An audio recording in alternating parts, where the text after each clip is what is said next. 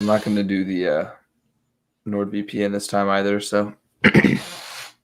Alrighty. Here.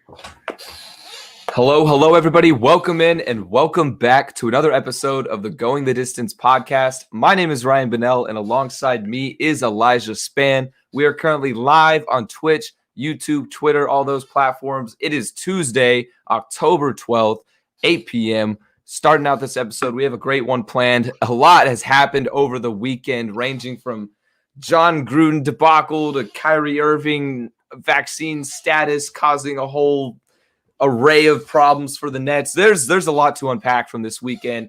We're going to be talking about those and a little bit more. But first, make sure to check us out on social media over at GTD_sports. Other than TikTok, we are at GTDsports.com. You can check our personal accounts. You can see on the screen, I'm over at Ryan Bonnell 8, while Elijah is at Elijah Espn.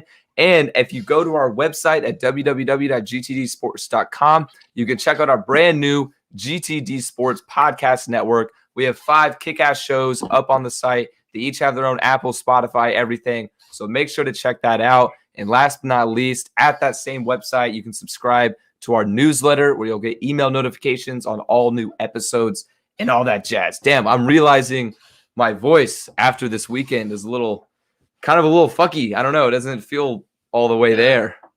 Well, of course, saying beat the hell out of Bama. Mm-hmm. How was that? Actually, how much of a culture shock was that for you? Dude, that leads right into my highlight, our highlight, low light of the week. My highlight was I was at the Texas A&M game where they upset Alabama. So, yeah, culture shock, bro. Nobody does it like the Aggies, man. That was interesting, bro. It was crazy. It lived up to all the hype. I am not an Aggie fan by any means, but it was so cool, bro. Yeah, now you can understand why I was rooting, why I pushed for them to be best of the best for college fan rankings. Yeah, it's just they're annoying sometimes, but yes, and their student section, bro.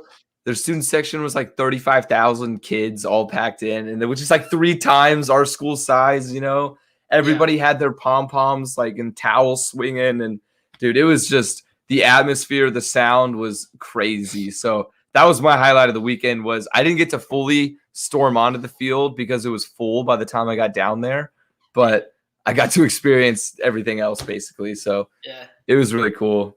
And then Northgate afterwards, bro. That's what I was gonna say. Northgate was fucking nuts, but it was awesome.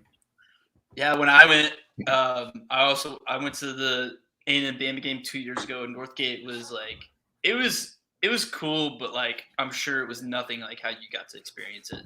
Dude, everybody, my buddy that goes to A&M, he was telling me he had never seen that many people at Northgate at one time, and everybody was just randomly coming up to you, just smiling, dude, we just beat fucking Bama, bro. And everybody was just high-fiving.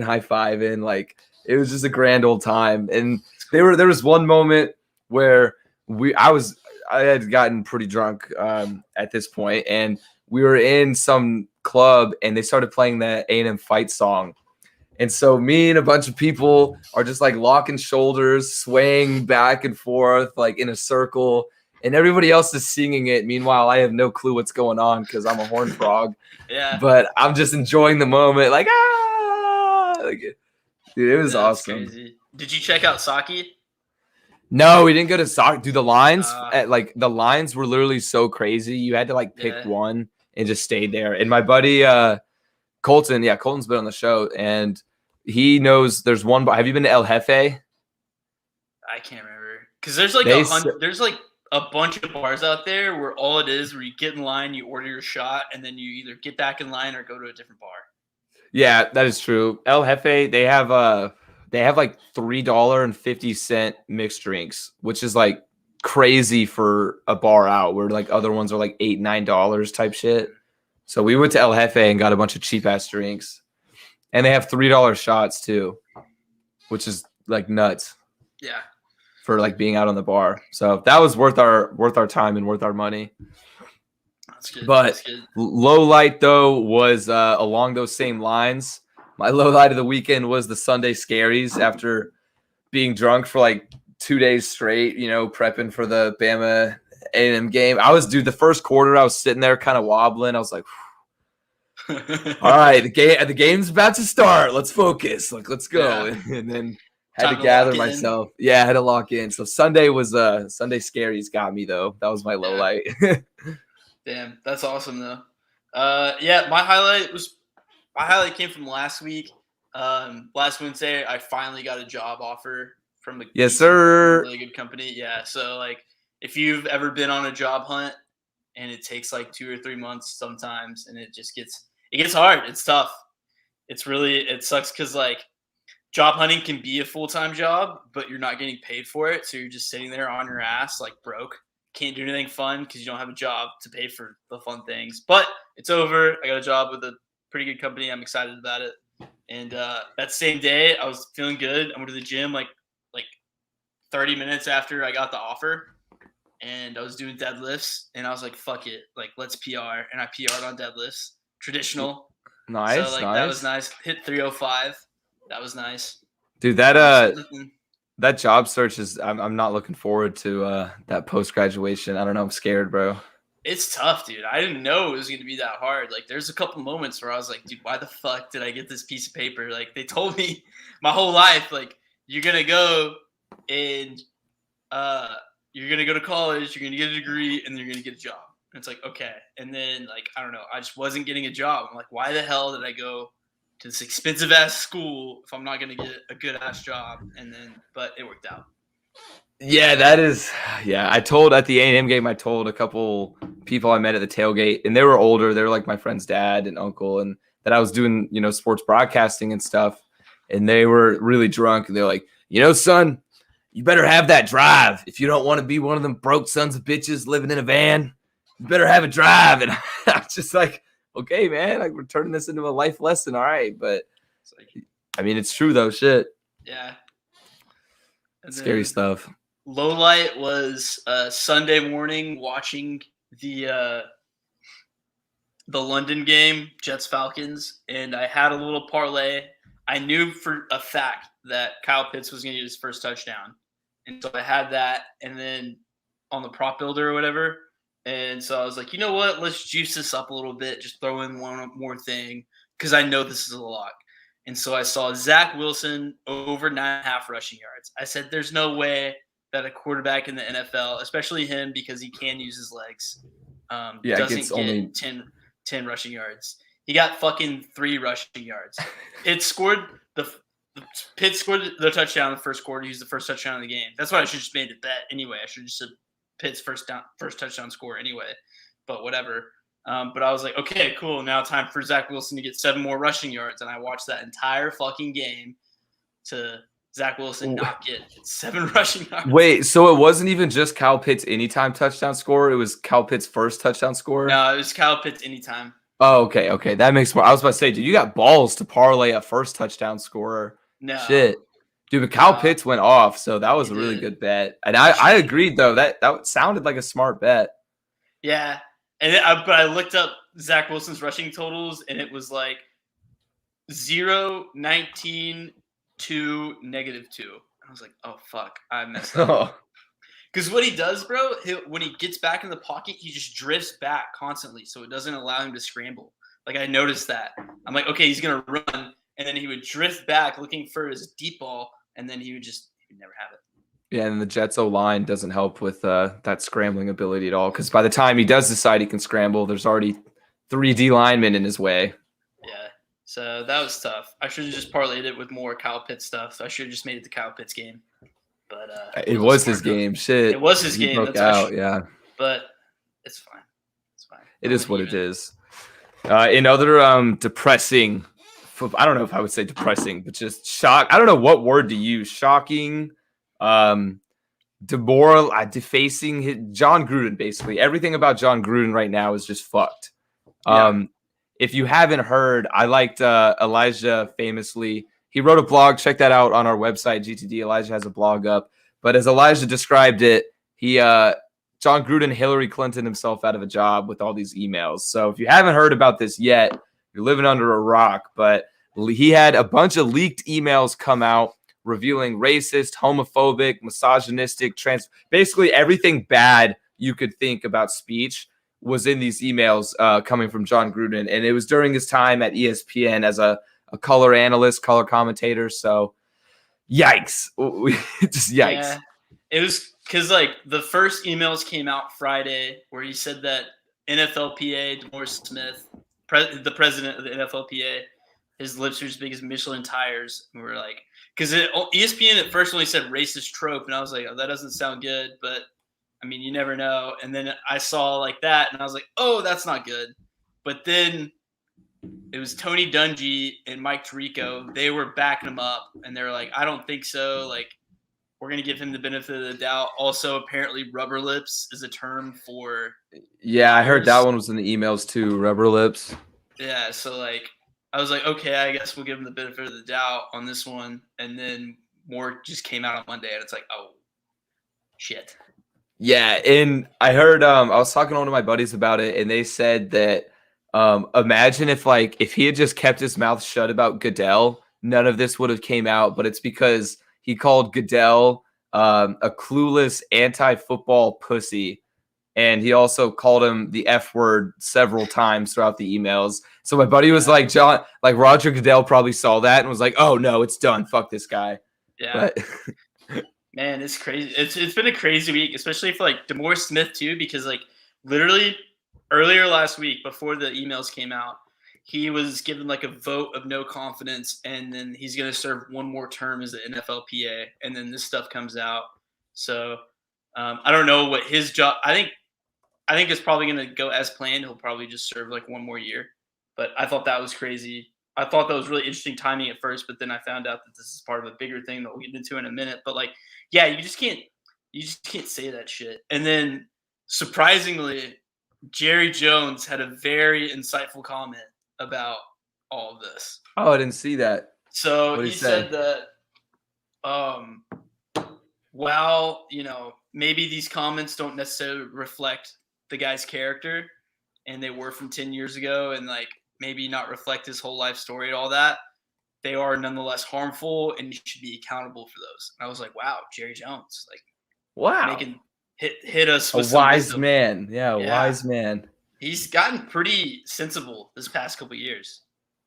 I mean, he's got to come to a point where I guess I don't know though. Sometimes whenever you get older, though, your filter gets even less and less. So I don't know. I mean, like, he's pretty much gone uphill ever since he had those photos with the young girls. He kind of straightened himself up. I don't know if you ever seen those. That was from like 2013 though. No, I remember what you're talking about. Yeah. Yeah. So no, but Gruden though, and now, well, of course, with all this, I guess we failed to mention he's resigned as head coach. He'll no longer be the Raiders head coach. And so what I am curious to see is what the fuck is going to happen with his contract, considering he signed like a 10-year, $100 million deal back in 2018. Since he resigned and he wasn't fired, he's forfeiting his rights to that money. Oh, that makes sense. Yep, that makes a lot of sense.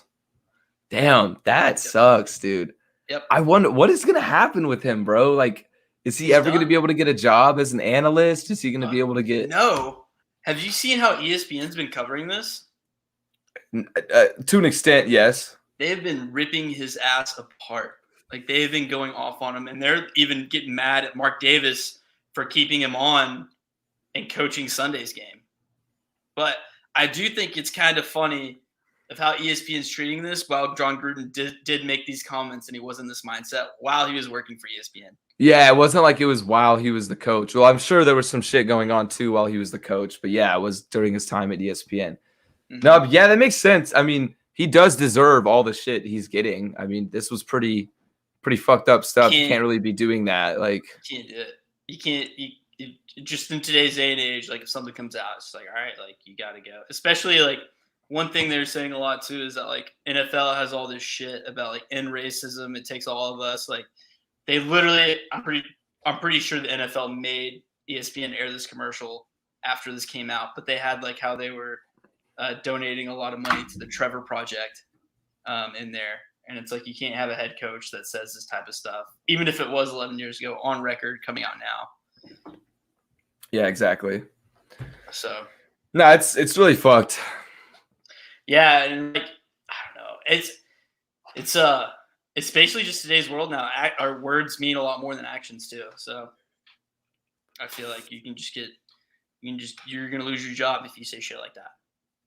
Yeah, and this whole situation too, it's deeper than just the emails. Like it goes way beyond that. Yeah, so these emails were a part of a leak from an investigation into the Washington football team that took over in 2000. It just ended in July. It was the same time when Dan Snyder gave up day-to-day operations to his wife Tanya, and they were fined $10 million for basically having a toxic work environment. Like sexual harassment was maybe in play, bullying, just all not good stuff. But John Gruden was just a very, very small fraction of what's been going on. There is 650,000 emails that the NFL has. That's fucking insane. That the NFL has a part with the Washington football team that was a part of this investigation. And so the NFLPA has also just requested that all of these emails become released to the public because the players want to see these emails now, which good, because I do too. Yeah, I mean, now I'm curious to see, bro. How deep does this go? I mean, this is basically because it goes so much more deeper just in terms of the investigation itself. Like I said, it concluded in July, but there was no written report. It was only given in a presentation to NFL executives, which is weird. So this they weren't even targeting Gruden per se. It just kind of popped up and he got fucked over. Yeah, he was just collateral damage in this investigation. God damn, dude. It was not about him at all. And so, but when the investigation concluded, the NFL did not order a written report, which is weird because when the NFL made an investigation into Deflategate, they had 243 page written report about Deflategate. But when it comes about sexual misconduct and harassment in the workplace, they just want an oral presentation given. So that's pretty shady. And so basically what I think is that they have dirt on a lot more people and that there could be a potential mass exodus if this gets released.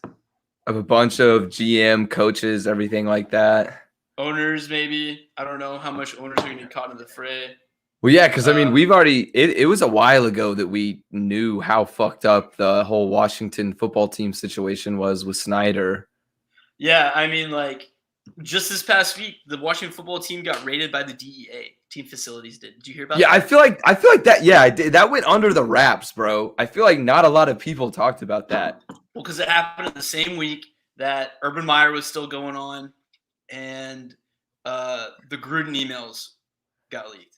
So isn't there a potential drug? Well, I mean, obviously DEA is involved, so but you know what I mean, underlying drug scandal with the trainers and whatnot. Yeah, I think the trainers are slinging prescriptions. So one trainer got in trouble, or not prescriptions, prescription drugs. So basically, all the Vicodin and shit that NFL, the pain and stuff. Yeah, the painkillers. So one got in trouble, he's already been suspended, and the second got suspended today or yesterday. Dude, goddamn, bro. So there's so many layers. That's just another, and then but with back to the emails. So emails of topless cheerleaders being passed around. Gruden was involved with this also. Bruce Allen, the guy that Gruden was emailing all this offensive shit to, emailed him some photos of topless cheerleaders in a photo shoot that they had in Costa Rica. In the same photo shoot, they were pretty much mandatory. It was mandatory. They made them go. And then while the cheerleaders were there, they hid their passports from them. They took their passports and hid them so they couldn't leave. Made them do the nude photo shoot. While they were changing in and out of their clothes, they were filmed without consent. And this film was passed around by season ticket holder or some season suite holders and shit. And also too, while they were doing the photo shoot, suite holders and sponsors were there, who were all men, were watching them. And when that day was over, they were made to escort the guys around at a nightclub. While they did say that no sexual, no sex acts were performed, they did feel like they were being pimped around. And I do feel like, although none were reported, there had to be at least one, right? Dude, goddamn, bro. That shit is so. Oh my god. Sorry, I had somebody knocking. I'm getting a little bit distracted, but dude, Jesus Christ, that's. I remember like the cheerleader stuff. That was a problem too originally with the Washington football team. But it's really pissing me off that John Gruden can say these things and it generates this kind of outrage. But Dan Snyder's been doing shit like this for 20 years now, and nothing has happened. I was just about to say, like, when is Dan Snyder going to get fired, or when is Dan Snyder going to get canceled? Because I feel like we already have so many grounds to cancel him on, you know? Well, I think there's plenty of grounds to have him David Stern. You know what I'm saying? Like the Clippers after he did that shit. David Stern said one thing about Magic Johnson, and he was fucking out. Dan Snyder, a lot of people hated what's it called? Stern. David Stern already, yeah. Yeah. I mean, he wasn't like the most popular guy, but neither is Dan Snyder. But exactly, yeah. It gets bigger because Dan Snyder also became full 100% owner of the football team this year. He bought out the rest of the minority owners, and the NFL allowed him to accrue more debt than they usually allow when purchasing stakeholders of team. See, but like, why? I just don't get it. Money. Well, yeah, money. But still, bro, like, if the NFL is willing to, like, condemn John Gruden for this shit, I mean, obviously now some shit might go down. We don't know what's going to happen, but I just don't get why it's taken so long for anything, like, any concrete punishment to come out of the Washington situation. I mean, there's a difference in between who writes the checks and who cashes them. I guess, dude. But it's pretty fucked up though. Like I feel like there needs to be a lot more outrage about this whole Dan Snyder thing because like it just goes so deep. Like in that report with the toxic workplace that concluded in July, that was part of the emails. They were only fined $10 million, and then that was it. Yeah, because like not to like compare one thing with another, because I mean obviously they're both really bad, but I feel like the cheerleader stuff and everything is almost worse to an extent because it's not even just like words, it's you're literally like, oh, it's way worse. Yeah, like you're doing shit again. Dude, that's fucked. Look, I'm surprised too that like have any of the cheerleaders came out themselves and spoke on this? Not publicly, but like in reports, yeah, and they've spoken to reporters and stuff like that. I bet it's just going to take one. It's going to take one, and then everything's going to come out. I don't know. But, yeah, I agree with you 100%. Like, one's words in a private email, which nonetheless, it's bad. Like, we don't it's bad. But another is pipping out women that work for you. When you put it that way, it's pretty. One is a whole lot fucking worse than the other. And people are still mad that he called Roger Goodell a fag, and then all of a sudden you have to get rid of John Gruden, but we're still letting Dan Snyder hang around. That's just not comparable. Like we can't. Well, it was way worse than just calling. But yes, you're right. I see what you're saying. Yes, I do get your point. That is wild, though. I bet it's gonna happen soon. Now that like shit's really kind of opening up, I hope it happens soon. Yeah. I hope Snyder is just out completely of the NFL, bro. Fuck that guy. It's So, like, it basically just comes out to if they're going to release these emails or not. So the NFLPA wants to see him now, but apparently I saw another report that the NFL does not want them to be released. So that makes me feel like I'm wondering what would go down if there's some serious dirt. Dude, fuck! What a time we're living in, bro. What a time to be alive, dude. Fuck John Gruden though. I am curious to see if he's gonna find some sort of job or if he's truly going to be out of sports forever. He's done, dude. He's done. What about his brother? Isn't his brother still a coach? I don't know. He got fired by the football team, and then I don't know where he is right now. Let's see. Is he like an offensive assistant somewhere, or an OC? Let's see. He's the Jags offensive coordinator. Okay. Yeah, sense. I knew he was still coaching somewhere, but I hadn't heard of him yet since he got fired from Washington. Yeah, okay. Well, I mean, he'll be fine. It's not. He didn't write those emails. I mean, yeah. Well, I don't know, bro. Maybe they got to start investigating him too. But they'll probably. I mean, shit. There's probably gonna be so much stuff that comes out. It's not. It's not gonna be good. All right. Well, another topic that isn't as fucked up and just shitty human being activity, but it's kind of funny to some extent. For others, it may be a sensitive conversation because it has to do with the vaccine. But of course, we're not going to be political in any way. We're not going to really talk about that. But Kyrie Irving right now, if you haven't heard of this Kyrie Irving situation, it's nuts. It's gone back and forth. Kyrie basically is, we all know Kyrie's a big conspiracy guy. We've talked about Kyrie Irving multiple times on this podcast because he's kind of a meme. We like to poke fun at him. But anyway, so big conspiracy guy, obviously big conspiracy guy is not going to get the vaccine. And if you're not getting the vaccine, you can't play at the Barclays Center because of state law. And the league is leaving it up to state law. And so originally people were thinking like, oh, Kyrie, he'll just play on road games and he won't play the home games. So he would only play 41 out of the 82 games in the season, which is weird. That would have been super weird and abnormal. But now, big update yesterday as the Nets announced that Kyrie Irving will not play or even practice with the team until he gets vaccinated and follows state guidelines. So this is a whole whirlwind. Yeah. I don't think Kyrie likes playing basketball. Dude, I don't know what it is, bro. I don't think so. Like he had his whole family issues last year, and I don't think that was the first time he's done some shit like that. And now he's doing this, the vaccine. Well, he even like one time disappeared for like 3 days and then came back with like a flat Earth interview, like out of nowhere. Yeah, like I don't know. He's just a weird guy. Like this is just. I don't know. If there's anybody to take it this far in the NBA, it's Kyrie Irving. Yes, 100%. Because there's definitely other guys that wanted to. Like LeBron was pretty late on getting his vaccine. Andrew Wiggins was very late on getting his vaccine.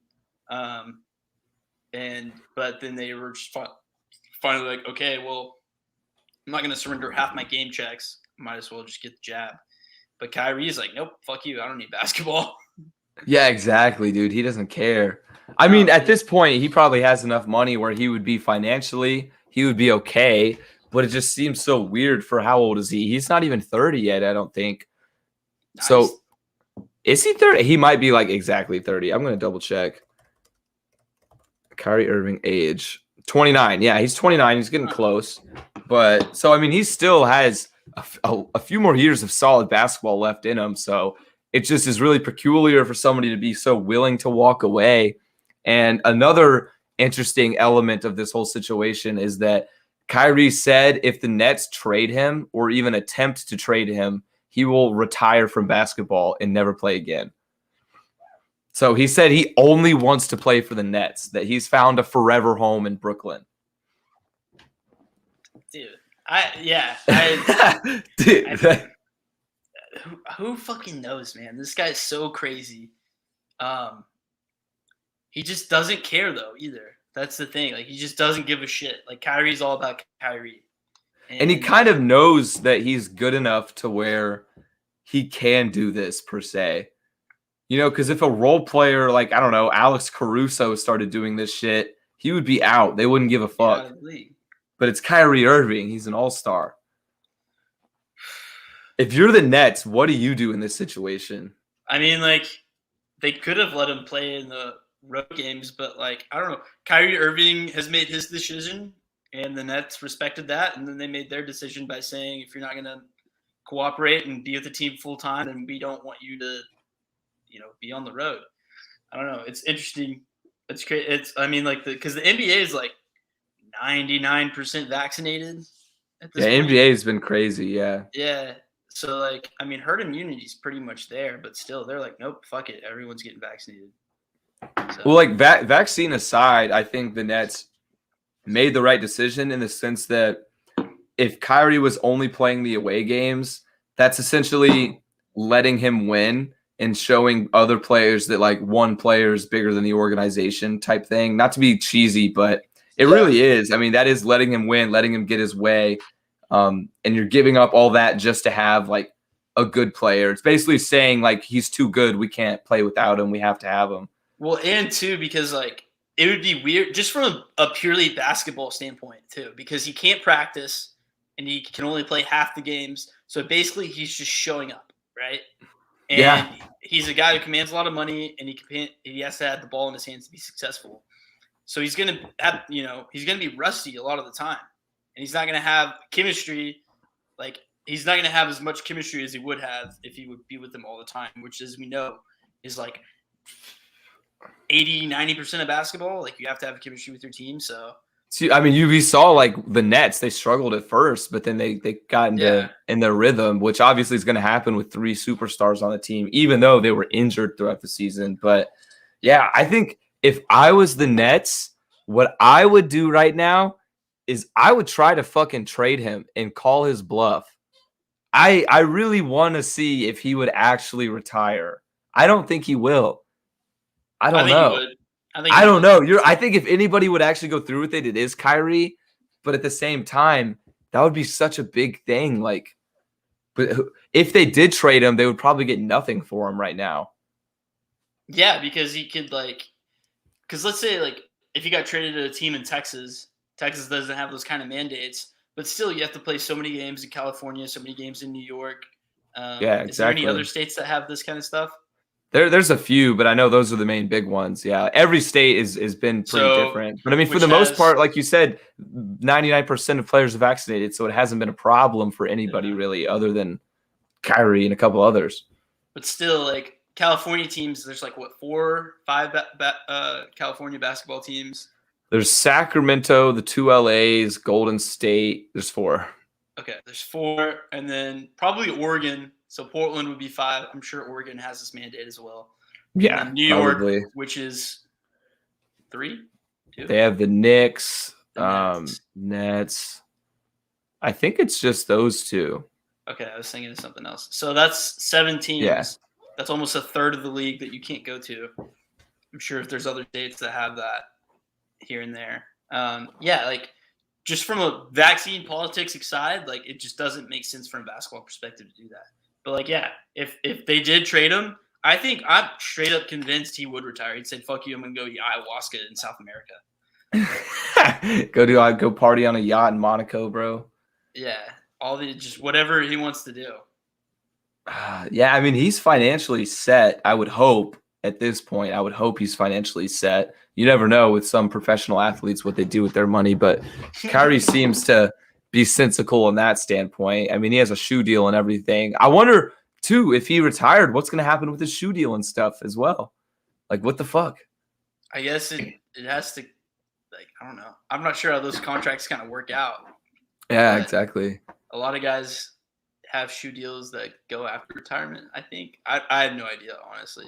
But this is definitely the biggest vaccine issue in hockey. Hasn't really touched other sports because other sports play outside primarily, like NFL. Or basketball, you mean? Yeah, NFL and MLB play outside, so like that's not really an issue. But like hockey too. I don't know if you've heard about this, but Evander Kane is kind of under fire because he might be using a fake vaccination card. Which he's being investigated. It's hilarious. I don't know what would happen. Like, I don't get what they're investigating per se. It's either he used it or he didn't, right? I think if it's fake or not. Oh, okay. They don't know for sure yet. Yeah, but they think it is. So I'm not sure. Evander Kane's under a whole bunch of shit. He's being investigated if he was throwing games for gambling, and then he's being investigated for domestic abuse with his ex-fiancée or ex-wife. God damn, dude. I haven't heard of a player being investigated for throwing games since like the fucking, I don't know, mafia era and gangster era. Oh, that's true, I guess. Yeah. That was a long time ago though. Yeah, but he was betting on his own team. Yeah. So it's a little different, but yeah. With this whole thing though, with Kyrie, last question about it. No matter what happens, I guess it's kind of a prediction. I mean, do you think this is the end of Kyrie Irving in the NBA? I think it has a really good chance to be. because I could see him. He might even just say, "Fuck it, I'll just sit out a year, and hopefully next year this isn't an issue." That could be a thing too. So, but yeah, I don't see him playing this year. I doubt that he gets the vaccine.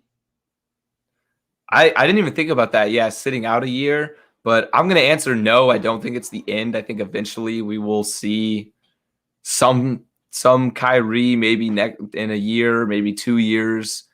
I don't know. I just yes, he's crazy enough to retire, but it's just so hard for me to actually see a player of his caliber just walking away from the game in his prime. I mean, not his prime, but 29 is pretty solid for basketball. I mean, he could easily win a championship this year, but he said time and time again that his life is bigger than basketball. So like, basketball is not his biggest concern. You know what I mean? He likes basketball, but I don't know. That's corny to say it, but like, he has to love it. But he can live without it. It seems like it, or at least that's what he's portraying. I don't know. I feel like it's easier said than done, though.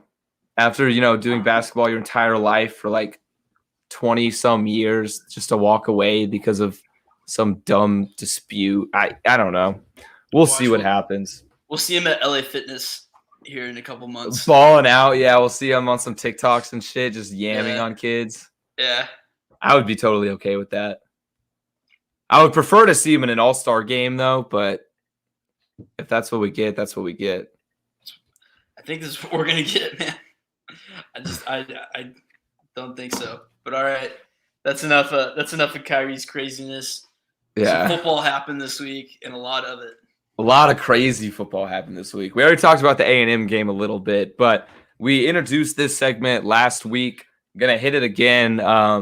How do you feel? Basically, we just bring up some hot topics, trends, games from the previous weekend of college football and talk about how one another feel, give our take, give our opinion on it. So first, let's start with college football because I think there were some great NFL games as well. At one point, the Red Zone channel was just popping off. There were like 4 games so close to overtime. And, the Bengals game was in overtime, but college football had a few similar games as well. One of those was the Oklahoma-Texas game. So my question is, Caleb Williams, the true freshman, he came in to replace Spencer Rattler while Oklahoma was down, and he led them to a crazy comeback versus Texas. So how do you feel about the Williams versus Spencer Rattler debate? So I'm not sure. I think probably they have to stick with Williams, right? I think so too. I'm fully on Williams' team. But I kind of fucked up because on Saturday when I was watching football, UT was blowing them out, and I was like, okay, I can use this time to go to the gym because this game has turned into a dud. And as soon as I went to the gym, my buddy texted me about how this game was crazy and OU came back. So I missed most of Caleb Williams. Oh, dude, he was spectacular, bro. I knew once they were down. I knew when they were down, they had to make it a game. I mean, it's the Red River rivalry. Yeah, but I mean, like, from what I've heard about the kid, like, he's an elite runner and he's got a cannon. So, and then one other thing is that, like, Spencer Rattler is definitely all about Spencer Rattler. Caleb Williams is very much a team guy from what I've heard on, like. It seems like he's already won over the team. Like, the team seems to be on Caleb Williams' side. They had a spark of energy when he came in the game. And yeah, you're right. Rattler seems to be all about Rattler. And he also has been playing panicked, like very panicked. He looks nervous all the time out there. Do you think Spencer Rattler would transfer? If he gets benched, yes. I mean, the thing is, he's projected to be a first-round draft pick after this year. He was. I don't know. Yeah. But the thing is, sometimes kids get drafted based on purely their athletic ability. But, like, true. As a quarterback, if you're getting benched multiple times throughout the season, you're not really performing well, obviously. So, like, that's got to translate somehow into the league. Yeah, I think if he's benched, he's definitely going to grad transfer to another, like, Power 5 school that needs a quarterback. So maybe like some SEC team. And then But I don't know, but if he's not benched, but I don't see him not sticking with Caleb Williams at this point. I agree. I think they should stick with Caleb Williams. I mean, everything that they've seen from him has been positive. Even as a true freshman, he's made a lot of big plays. And plus, momentum-wise, I mean, you just won a 21-point comeback against your biggest rival. You got to ride with the momentum, dance with those who brung you. One of my favorite sayings. So I'm Team Caleb Williams, even though TCU plays Oklahoma this week, and I'm kind of scared about Williams. Oh, well, I don't think we have a chance either way. We have a chance, bro. I'm done with this team. Hey, bro, we killed Texas Tech this weekend. Oh, yeah, that's true. And, I mean, Tech isn't great, but they beat West Virginia. Yeah. Anyway. If we lost to Texas Tech, I was going to stop watching us for the rest of the year. I would have stopped caring for the rest of the year, but I still would have watched. But yeah, that would have been a big turning point if we had actually lost to Tech. That would have been depressing. But anyway, other college football topic is that Ole Miss Arkansas game was arguably just as crazy, back and forth nonstop. Finished 52-51 in Ole Miss's favor, but at the end, Arkansas scored with 1 second left on the clock. They scored a touchdown, and instead of tying it and sending it to overtime, they elected to go for 2. So how do you feel about that decision? If you were the coach, would you have gone for 2 or gone for the tie? Yeah. It's what, 2 yards in the game right yards. there? Bucket. I agree. I think my philosophy and a lot of other, it's like a pretty famous head coach philosophy is if you're at home, you go for the tie and you have the momentum in the crowd behind you for overtime. But if you're on the road, you got to go for it while the crowd is silent. You got to ride the momentum, end it right then and there. So I agree with the call, but sadly it didn't pay off for KJ Jefferson and the Razorbacks. Yeah, I mean, but you got to go for it though. I mean, both defenses were giving up 100. I mean, there's 100 points scored in that game. Ridiculous. So, yeah, ridiculous. What told you that they were going to stop it anyway? So, yeah, absolutely. That was the right call. It just didn't work out. But, 10 times out of 10, if the coach was asked, he probably said, yeah. I would go for it 10 times out of 10, 100%. I'm glad you agree. I was talking to somebody that was like, dude, are you crazy? You always go for overtime. Why would you risk that? And I'm like, why would you not? That's overtime is just as big of a risk. Yeah, exactly, dude. But all right, another one is, this is more of a question, but I've kind of been noticing this, looking through the rankings, some of the big games coming up, but it seems like this top 10, this top 25 even, is the weakest top 25 that we've seen in a long time in college football. So would you agree with that? Because, I mean, Iowa is a good team, don't get me wrong, but as the number 2 team in the country, I don't know. They look pretty vulnerable. You know what? Yeah, but I'm 100% okay with it. You're right. It makes it more entertaining. Yeah. I'm totally on board with having a weaker, more parity in this top 25. Iowa looked vulnerable. They needed the backup quarterback to come in and get the comeback win to get that number 2 spot. But I mean, they're still good teams. Bama's still Bama. Ohio State has looked a lot better. Looked a lot better. So they also haven't played anybody super big since Oregon, though. But they've been steamrolling them. They've covered them over by themselves 2 weeks in a row now. And the spread, yeah. They are killing it. But, I mean, there's other teams, too, like Kentucky. That's actually another one I'll talk about in a second. Kentucky as number 11. They've been doing really well. But are they really the number 11 team? I don't know. Undefeated. That's tough. They are. They're undefeated, but in the SEC. Michigan State at number 10 looks kind of vulnerable for a top 10 team. And then Wake Forest at 16. I mean, out of the ACC, their best win is probably Syracuse in overtime. But I don't know. I just feel like this is a very weak top 25. I like your point you brought up that it makes it more entertaining. I agree. I don't know. It's weird. It feels like there's no set in stone. These are going to be the playoff teams where that's what it normally is every year. Other than Georgia. Georgia seems to be in a world of their own right now. Yeah. Let's just see what they can do at the SEC championship game against probably Bama. Yeah, probably Bama. But all right, yeah. Speaking of Kentucky, though, that's another one of my talking points. Is how do you feel about Kentucky being an actual threat? I would like that. That would be cool. But when do they play Georgia? Because they're both in the East, right? Yes. So they'll probably just get exposed by Georgia and all this talk about Kentucky being good. Or I think they actually play this weekend. I could be wrong. Do they? Shit, I lost my goddamn beer opener. Oh, there it is. A bottle opener. But no, I mean, everyone thought that they were going to lose to LSU, or no, lose to Florida, and LSU even. And then they kicked LSU's ass. Yeah. And Kentucky schedule. So like they've proven everybody wrong so far. Like they play them this weekend. What's the spread gonna look like? I think Georgia's probably like 18-point favorites or something like that. I wouldn't be too surprised. Kentucky, Georgia's been steamrolling. I mean, they just covered the spread again this past weekend against Auburn. They've been steamrolling everybody, dude. Yeah. If you were to guess, though, that's your guess. Who's that line? I'm going to say 10.5 Georgia. I think the line is like 15-16 in favor of Georgia. I can check. Wait, do you have it up? Oh, 22.5. I'm dumb. Bro, oh my God. 22.5? Bro, give me Kentucky on that. Dude, we were sucking Arkansas's wiener off with that 18-point spread.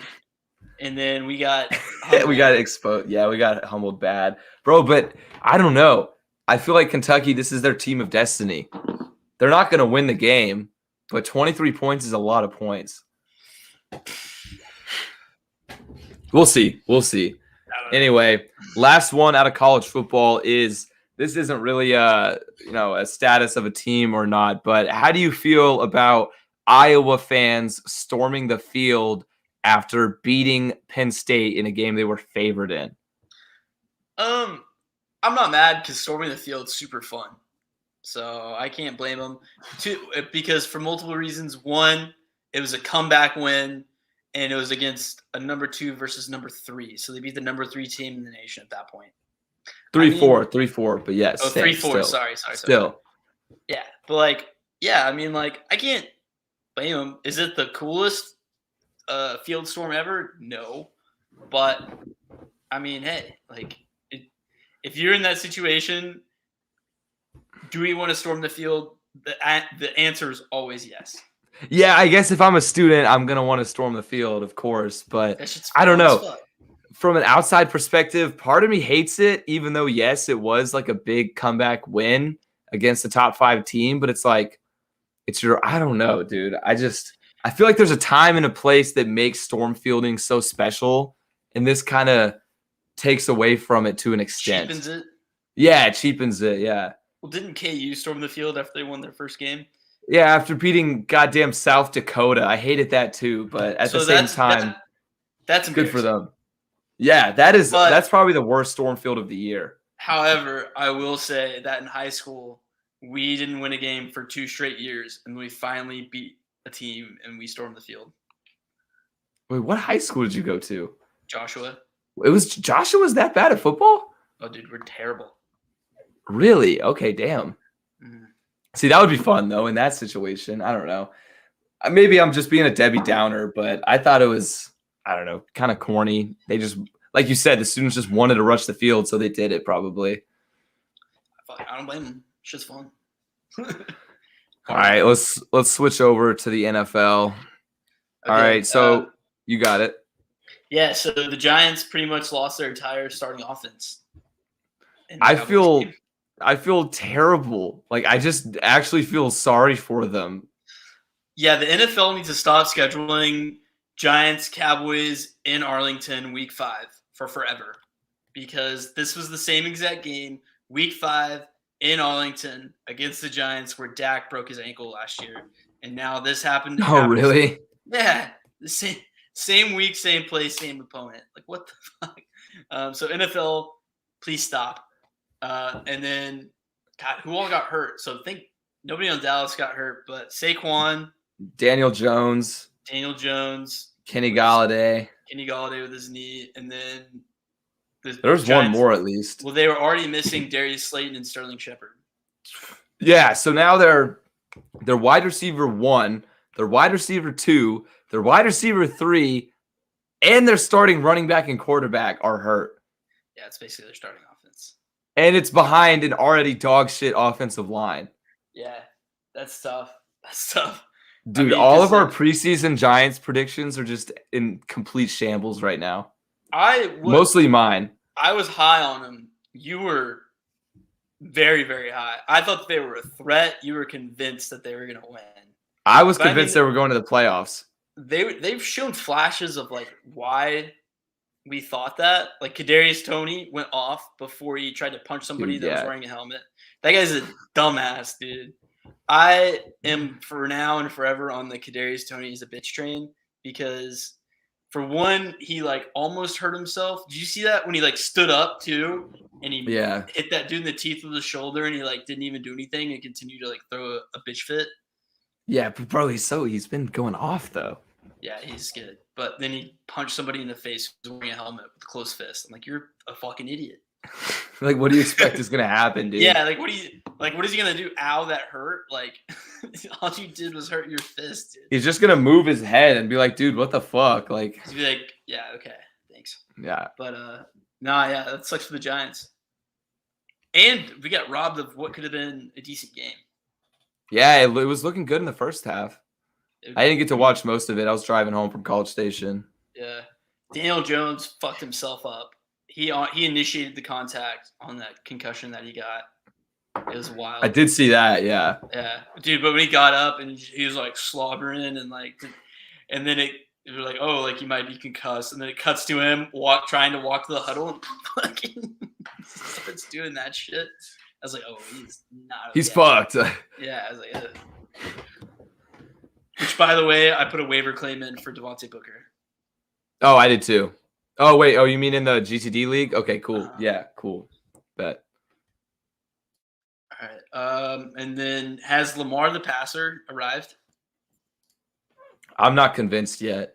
You're not convinced yet? I'm still not convinced. I'm not going to give it one near 500-yard game. As crazy as that was, I don't know. I'm still not convinced. Are you convinced? I mean, it's looking like it, man. He's averaging 300 yards passing a game. That is a little inflated from last night. But he's been asked to throw it a lot more. They haven't had the same rushing attack because their first 3 running backs got hurt. But he hasn't been doing it by just being him running all the time. So he's been doing it with his arm a lot more. Marquise Brown looks a lot better. Sammy Watkins looked like the right free agency pickup. So I think I'm not fully committed to it, but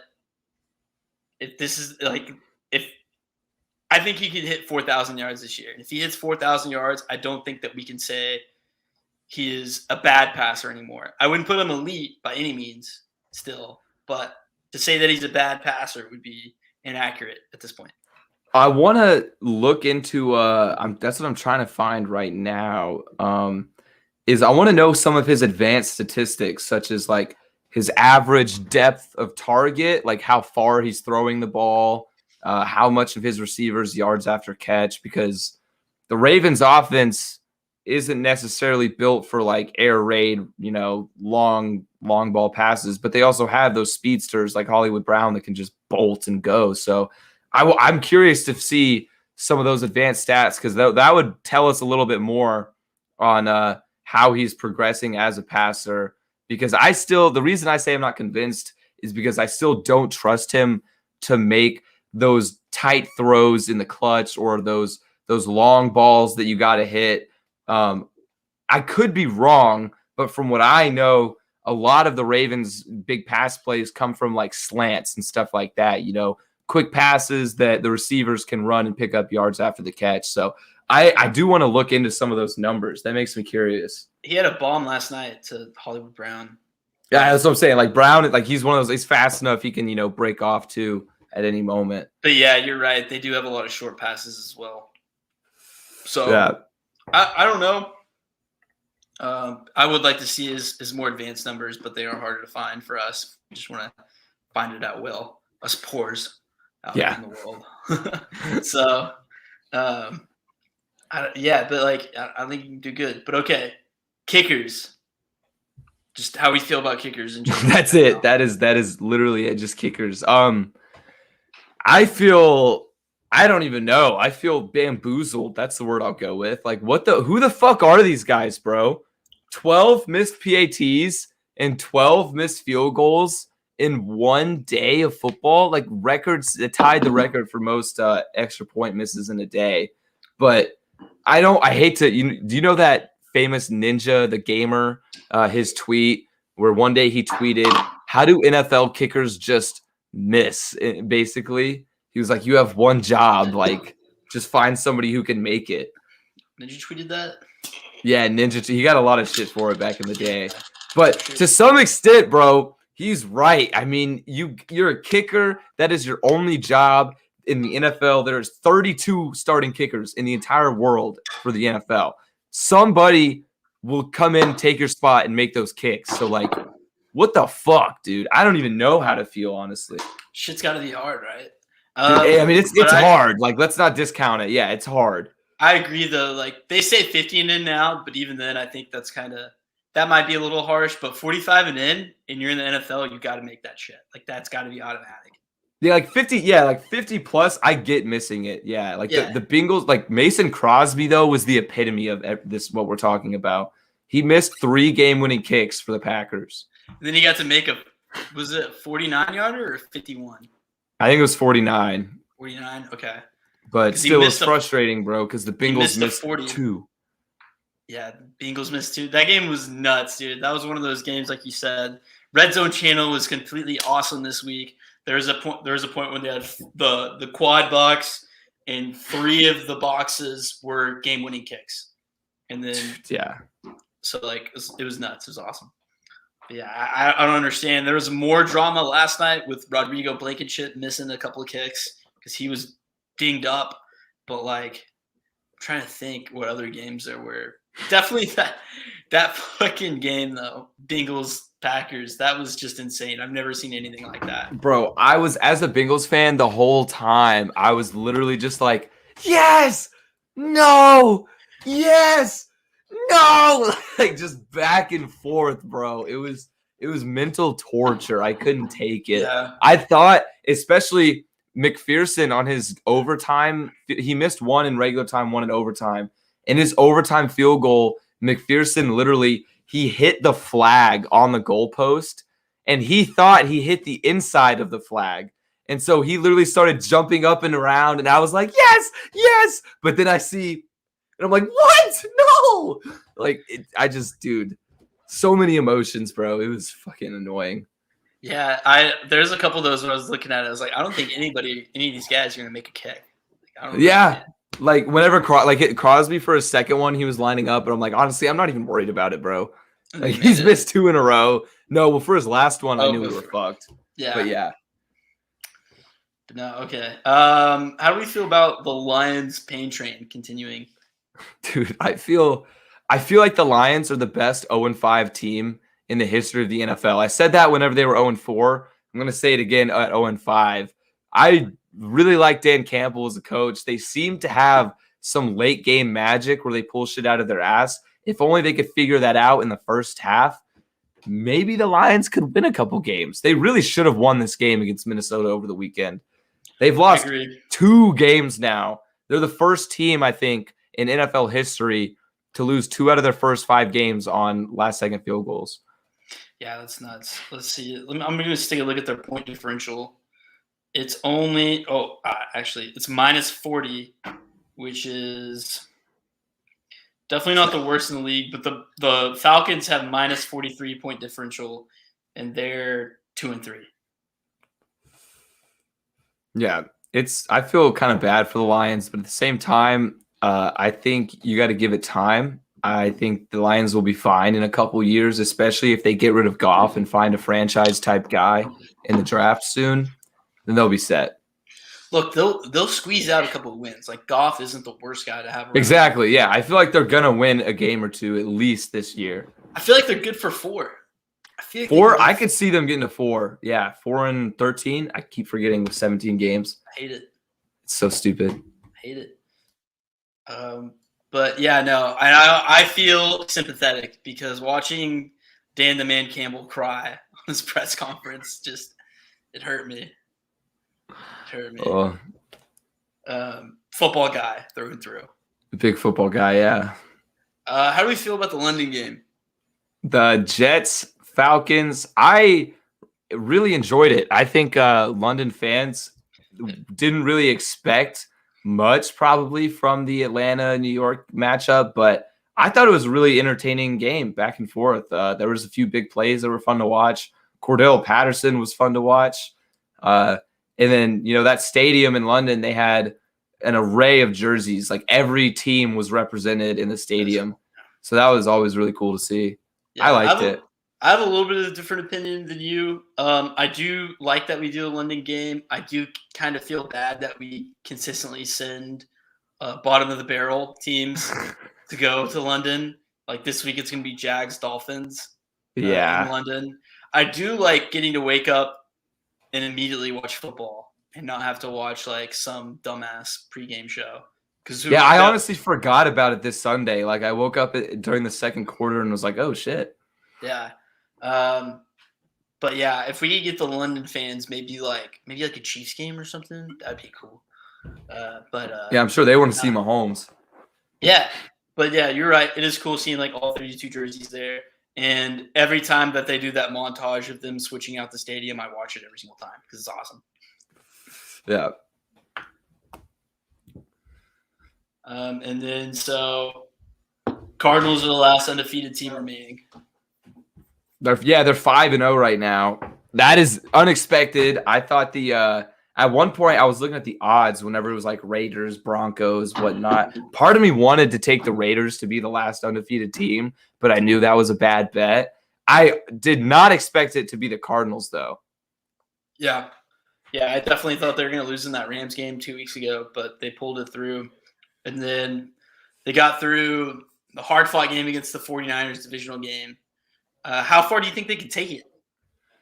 Their undefeated record or their season? Their undefeated record.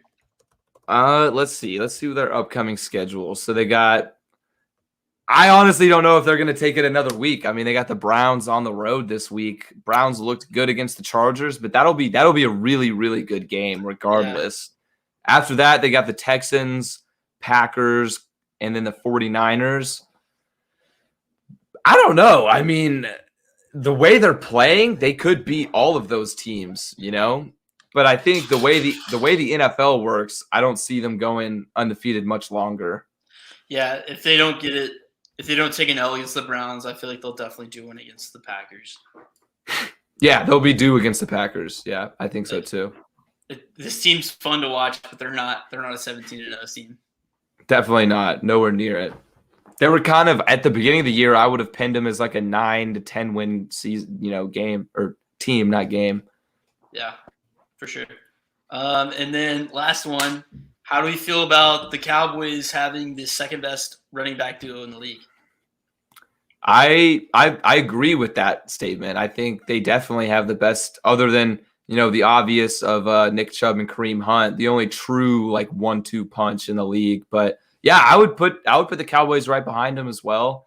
They finally figured out how to utilize Tony Pollard, so I've liked what I've seen. Yeah, I mean, this is a huge compliment for them to have the second best because nobody can compete with Chunt. That's just that's the probably the best RB duo in 20, 50 years. I don't know. I can't remember the last time where there's been two running backs on the same team where one of the running backs could probably go and start on almost any other team, Yeah, both of those guys could easily be bell cows for any team. So, but this is a true 1-2 punch. Zeke's the main guy, obviously, but Tony Pollard is maybe even better than Zeke. That a lot of people have said that. I don't know, from a true ability wise, maybe right now, I don't know. He's explosive. He's awesome. They're different though. They're different backs. It was funny. I was on the Cowboys subreddit and there's a post saying we need a name for our 1-2 punch, and somebody said that the name for Zeke and Pollard should be fuck around and find out. Fuck around and where does that come from though? Like fuck around and find out. Like, you know what I mean? Well, I mean, I know the saying, but I don't know. I'm just used to like a play on the names and stuff. Funny. Somebody said something to do with toilet paper because Tony Pollard TP. Oh yeah. I don't know, but I feel good though. I love that we have the second best running back duo because we have like a top 5 wide receiver duo too with Amari and CD. Like, because it goes in the group. There's like Justin Jefferson, Adam Thielen. I would put Jamar Chase and T. Higgins as one of the best duos. They're up there. I would probably put Amari and CD over. I would put him. Yes, I would put Amari and CD over them as well. Because like yeah, Jamar Chase is legit. T. Higgins would probably be the weaker side of that, definitely. I'm pretty high on T. Higgins, but I think another one too to look at, even though they haven't been performing as well, if we're going based on pure ability, I would say AJ Brown and Julio would be a killer duo too. Yeah, and you have who is that? I was just literally looking at them. Keenan Allen and Mike Williams are killing it right now. Yeah, Mike Williams has really truly broke out this year. And then in Tampa Bay, like pick any of the 2 top 3 guys, you probably could do that. I was about to say they don't even have a duo, bro. They have like a quadruplet of receivers. And then in LA, you have Cooper Kupp and Robert Woods. And then in Seattle, you also have Lockett and DK. So it's like those would probably be what would we just name off like 6, 7 teams? Yeah, probably. But like skill position guys are kind of interchangeable. If you just have good ones, then you have good ones. I don't think any of the others really put you over the top necessarily. No, I agree though. With the Cowboys, and that running back duo and everything, it's been fun to watch Pollard kind of come into his own element this season. Yeah. Oh, that's why I'm so high on us right now too. Just because like the run game, you have to have the run game established, have a good football team, and we definitely have that. So that's good to see. Wait, I'm curious actually. I'm gonna look up the Cowboys' upcoming schedule. Okay, you guys, because I don't want to see. I'm not a Cowboys fan, and I don't care if you hear this. I don't want the Cowboys fans. I don't want to deal with you motherfuckers being like, "Oh, we're 7-1. Oh, we're the best." I don't want to deal with it. I don't want to hear it. I don't want to see it. But at the same time, there's really no winning like growing up in like DFW as a non-Cowboys fan, because when the Cowboys do bad, it's always like just a whole bunch, just a tidal weight of complaints and like what needs to be fixed, all this. But then as soon as it goes well, we're winning the goddamn Super Bowl. Yeah, like it's tough out here, bro. It's tough. I don't know. So they got the Patriots coming up, Vikings, Broncos, Falcons. They honestly could win all 4 of those games. So legitimately, they could be 8-1. Yeah, and then we play the Chiefs after that, right? Yeah, Chiefs after that. Which the Chiefs vulnerable. Dude, yeah, I was talking to you about this before the podcast. Like I saw NBC has power rankings they just released, and they have the Chiefs at number 11 below the Bengals, which is totally okay with me, but I find that hard to believe. Yeah, I mean their defense is just atrocious, man. They can't stop anybody. It's so bad, yeah. They're giving up 7.1 yards per play, which is like the worst defense of all time. That's insane. For the NFL, that's really bad. Yeah. Damn. Mm-hmm. All right, but that's what went on this weekend, really, in football. Those were some of the main talking points, but everything is going on in sports right now. It's baseball, football, preseason basketball. This is the best time of the year for sports. These next few months are going to be amazing. And one of the big things right now is MLB Playoffs, which has just been fucking awesome. I've been watching as much as I can, and I don't know why, but I haven't been as invested as I am in the playoffs in a long, long time, and I'm regretting it. Like, I'm kind of like mad. Like, why have I not been watching? Because this shit's been really fun. It's been a lot of good games so far. Yeah.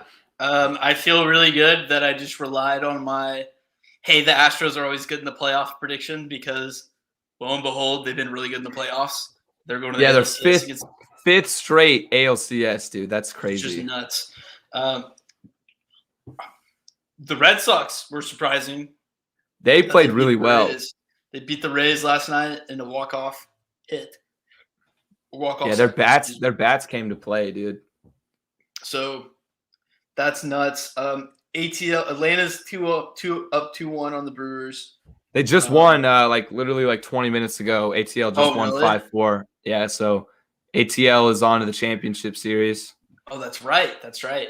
So it's going to be – they're going back, and then Giants-Dodgers are still around. What are they at right now? Is it – Giants-Dodgers, the Giants just took a 2-1 lead last night with a 1-0 win, and they just started 20 minutes ago. Let me check the score. Dodgers are up 2-0. Okay. In the bottom of the third. Yeah, that's wild. This is going to be – I mean, it's been a good playoff so far. Definitely looking forward to the championship series. I'm telling you, dude, I think I might be right. About what? World Series predictions. Dude, see, I think you might be right about the Astros because mine's already out. I had the fucking White Sox, which that clearly was a bad choice. They played like ass that series. In the who else do you have? I had the Giants. Giants out of Indiana. That's right. Yeah. You have the Giants winning it all. Yeah, I have the Giants winning it all. And right now, I mean, I really think that this Giants-Dodgers series is this year's World Series. They are, I think, the best two teams in baseball, most entertaining series to watch right now. So I think whoever wins that will probably come out as the World Series champion, realistically. Yeah, I hate that they're playing a division series too, so it's only best of 5, so they don't even get a best of 7 out of this. Exactly, dude. Which they totally need to have. Yeah, I agree. That would be a lot more entertaining too. But it is what it is. So to some extent, if we have a game 5, which it looks like if things continue tonight and the Dodgers hold their lead, that we will see a game 5, that will be fucking nuts, dude. That's going to be a crazy game. Yeah, must watch TV. Yeah, exactly. And then how many units would you put on the Giants? I had a unit on the Giants last night when they won, so I already made back my future bet technically. Oh, it was only it was only 1 unit, so but I would probably put 2 or 3 units on the Giants to win game 5. I really think they're going to win the series. Yeah, that'd be. Plus, they're underdogs, dude. It's just the value, bro, because Dodgers are like minus 200 every time. Yeah, it's so hard not to – when you see that little plus sign, you're like, fuck it, it's baseball. Anything could happen. Exactly, dude. Dude, I was frustrated because whenever the Rays last night, they were down 5-3. I live bet the Rays at plus 900 odds. And then they got 3 hits in a row, tied it up 5-5. And I'm like, oh, shit, here we go. And then they choked, man. In the 9th inning, they choked. But, yeah, anything can happen in baseball, dude. Like, those plus odds are really tempting sometimes. Oh, yeah. All right, is that everything we got about baseball? Yeah, I think that's it. Oh, one more thing I wanted to point out about the Red Sox. Watching that Red Sox-Rays game, Fenway Park, dude, holy shit.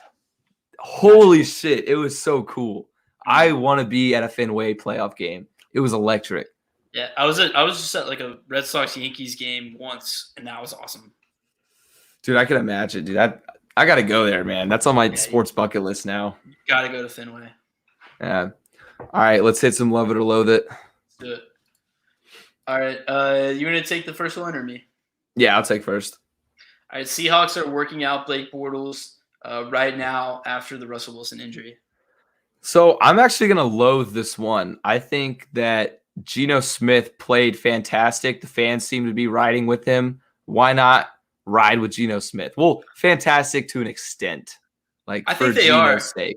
I think they will. Blake is just a backup. I hope that's the case. I hope that is the case. I think so. And then quick question, yes or no. If Russ misses 6 weeks, yes or no, Seahawks playoffs? No. Yeah, no. J.R. Smith competed in his first golf tournament yesterday and shot at 83 and 78. I love it. I loved seeing the videos of him out on the golf course. It was kind of surreal with him, in the we've been talking about it for a couple months ago, seeing him in that NCAA polo and his khakis and everything. Surprised he didn't take his shirt off after making a putt. But I saw, too, he got swarmed by bees on the 12th hole. So that was kind of funny, too. But, no, I love it. This is just a meme. Love seeing J.R. Smith. I hope we see him in every tournament. Ben Simmons reports back to 76ers camp.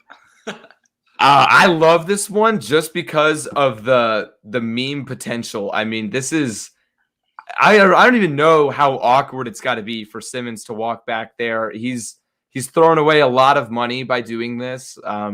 Thrown away a lot of opportunity. I don't know exactly what's going to happen between him and the organization come tip off, but it's going to be a story to watch for sure. But I love it just because I hate Ben Simmons at this point, so it's hilarious. Mm-hmm. All right. Switching over to you, the MLB will be pursuing a more traditional venues to play games, much like this season's Field of Dreams game. I love this. The Field of Dreams game this year was kick-ass. So the fact that they're going to look into more doing things like this is really cool. Hopefully it can mean more eyeballs on just the MLB in general. Yeah, I loved what they did with the Field of Dreams game. That was really cool. Yeah. All right. Jets safety Marcus May is being shopped around the league for a trade. Love it, but I just think it's funny because any good player the Jets have, this is what ultimately happens. Yeah, they get like Jamal Adams. Yeah. All right, and then last but not least, NHL on ESPN returns today, and ESPN's theme song or theme music is iconic. Yeah, I love this. I saw like when ESPN or NHL was on ESPN in the past, they played like their theme music and they're bringing it back. It was sick. Yeah, I'm excited to see what goes on with the NHL and ESPN. Yeah, probably it'll make, and I think it's going to do really good things for the league. Yeah, bring in more eyeballs for sure. All righty, well, that is all we got for today's episode. Of course, we will be back on Thursday at 5 o'clock. We might be changing up our schedule in the near future. As Elijah said at the beginning of the episode, he just got a job, so Thursday times may be changing up, to be determined. Of course, we'll have announcements and everything like that on our social medias, but for now, thank you guys for listening. It was a wild weekend of football. We'll be back on Thursday to preview everything for the upcoming weekend and just talk more sports. You know, that's what we do here. So thanks, y'all, for listening, and we will be back on Thursday. Same place. See y'all then.